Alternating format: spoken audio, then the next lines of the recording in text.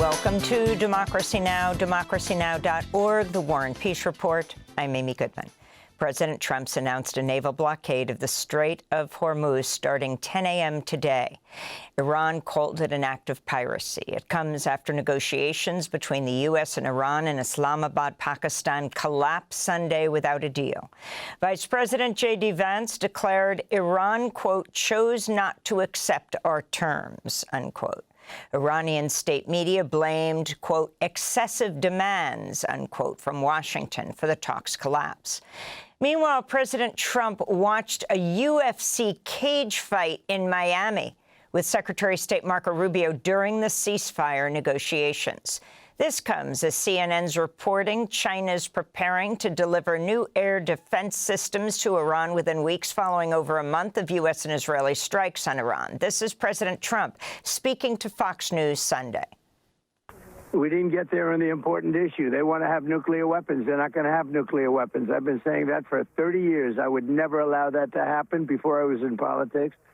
And that country will not have nuclear weapons. In Lebanon, an Israeli strike killed an infant girl during her father's funeral on Sunday. The baby's sister, 7-year-old Aline Saed, had attended the funeral wrapped in bloodied bandages from an Israeli strike on her family home Wednesday. The Israeli strike on Sunday also killed other relatives at the funeral. This is Nasser Saed, the girl's grandfather. What humanity are they talking about? This is humanity? This isn't humanity. This is a war crime. Where are the human rights? If a child is wounded in Israel, the whole world jumps up. Are we not people? Are we not humans? We're like them. Lebanon's health ministry says Israeli attacks have killed over 2,000 people, including 165 children, since March 2nd. More than 1.2 million Lebanese have been displaced. On Sunday, an Israeli military tank rammed into UN peacekeeping vehicles twice in southern Lebanon, blocking a road used to access UN positions in the region.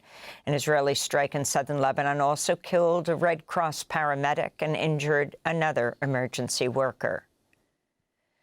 At least 7 Palestinians were killed in Israeli strikes across the central and southern Gaza Strip on Saturday. An Israeli drone fired 2 missiles near a police post in Burej refugee camp, hitting a group of civilians.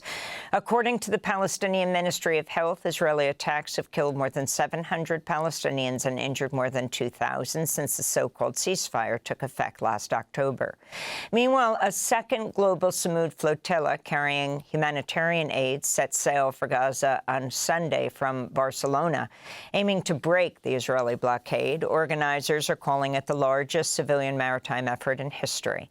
Last October, the Israeli military halted the previous global Samud flotilla, arresting Greta Thunberg and more than 450 other participants. This is organizer Thiago Avila.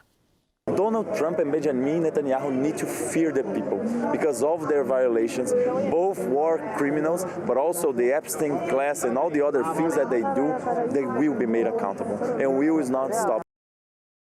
In the United Kingdom, police arrested over 500 pro-Palestinian activists at London's Trafalgar Square on Saturday. They were holding signs that read, quote, "I oppose genocide, I support Palestine Action," unquote. Palestine Action was declared a terrorist organization in the UK last year, making support for the group punishable by up to 14 years in prison. Britain's High Court struck down the ban earlier this year on free speech grounds. The government's appealed the ruling. Nearly 3,000 people have been arrested since the ban on Palestine Action was first imposed. Hundreds face charges. President Trump slammed Pope Leo on Sunday night, posting on Truth Social, he does not, quote, want a pope who criticizes the president of the United States because I'm doing exactly what I was elected in a landslide to do. Trump claimed credit for Pope Leo's election, writing, "If I wasn't in the White House, Leo wouldn't be in the Vatican." Trump also criticized Pope Leo for meeting with David Axelrod, the former senior advisor to President Obama. Earlier today, President Trump posted an AI-generated image of himself as Jesus Christ. Here's Pope Leo responding to Trump's attacks. don't want to get into a debate with him. I don't think that the message of the gospel is meant to be abused in the way that some people are doing. And I will continue to speak out loudly against war. Pope Leo is on a 4-country trip in Africa. He's just landed in Algeria. The Trump administration's fired immigration judges who dismissed high-profile deportation cases against international students who joined protests in support of Palestinians. Judge Rupal Patel had ruled in January the government had no grounds to deport Rumeysa Öztürk, the Turkish-born Tufts student targeted by the Trump administration. Öztürk was personally targeted by Secretary of State Marco Rubio after she wrote an op-ed in a student newspaper critical of Tufts University's stances on Palestinian causes. Judge Patel was fired Friday, as were 5 other judges, including Nina Froese, who in February ended deportation proceedings against Columbia University Palestinian student Mohsen Madawi. Both of the fired judges told the New York Times they'd come under pressure from the Trump administration to order more deportations. In Hungary, the far-right Prime Minister, Viktor Orban, has conceded defeat in Sunday's parliamentary election, bringing 16 years of authoritarian rule to an end. Official results show Peter Magyar and his center-right pro-EU TISA party won in a landslide with more than the 2/3 majority needed to reverse Orban-era changes to Hungary's constitution. Tens of thousands of people celebrated the results in the streets of Budapest Sunday night. I think this nation woke up and we try to again to rebuild all the relationship in our families, because this is the most important thing, the love and kindness, and to believe in the future. And this nation, one of the best nations in Europe, and we can change also other nations to wake up. Orban has been Prime Minister of Hungary since 2010, making him the European Union's longest-serving leader. He was supported by Russian President Vladimir Putin and the Trump administration. Last week, Vice President J.D. Vance traveled to Budapest to campaign for Orban ahead of Sunday's election. We'll have more on this story later in the broadcast. Nigeria's government's denying reports that its Air Force mistakenly bombed a crowded market Saturday after Amnesty International reported over 100 civilians, including children, were killed in an attack on the village of Zili in Yobe State. The village is near the border of Borno State, the epicenter of a Boko Haram insurgency that's ravaged the region for over a decade. In a statement, a spokesperson for Nigeria's president called the market a legitimate military target, adding, quote, "The narrative that those who are killed are innocent civilians is totally false," unquote. The Nigerian military regularly bombs vast forest enclaves to battle Boko Haram and Islamic State groups operating throughout the region. In Southern California, a 29-year-old warehouse worker is being held without bail after his arrest in connection with a massive 6-alarm fire at a paper products warehouse east of Los Angeles. Tuesday's fire at a Kimberly-Clark warehouse completely destroyed the 1.2 million square foot facility, causing an estimated $600 million in damages. Prosecutors say it was started by Chumel Abdulkarim, who allegedly texted a coworker afterward comparing himself to Luigi Mangione, the alleged killer of United Healthcare CEO Brian Thompson. A social media video appears to show Abdulkarim using a lighter to set fire to paper products while criticizing corporate greed and inadequate pay. All you had to do was pay us enough to live. All you had to do was pay us enough to live. In Ireland, a man climbed onto the roof of a U.S. military aircraft as it was parked at Shannon Airport Saturday using a hatchet to sabotage its wing and fuselage. Police said they arrested a man in his 40s but didn't identify him, as action caused extensive damage to the $75 million C-130 Hercules military transport.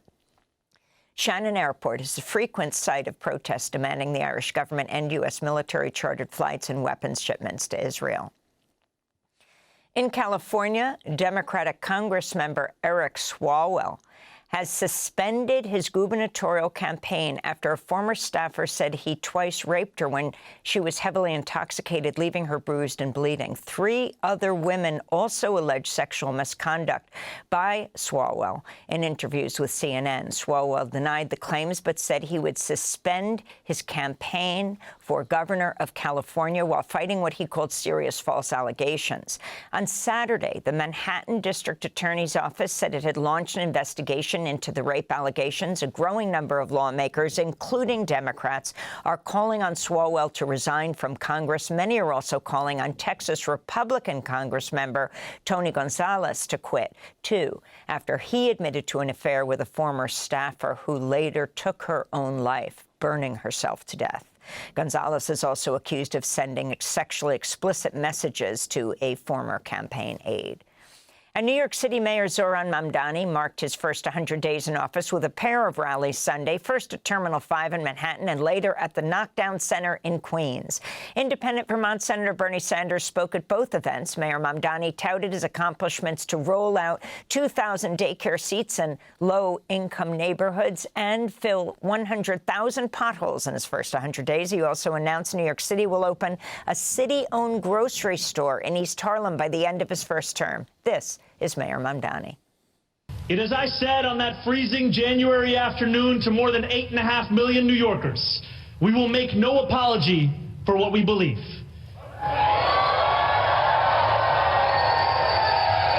I was elected as a democratic socialist, and I will govern as a democratic socialist. And those are some of the headlines. This is Democracy Now!, democracynow.org, The War and Peace Report. I'm Amy Goodman. Thanks for watching Democracy Now! On YouTube. Subscribe to the channel and turn on notifications to make sure you never miss a video.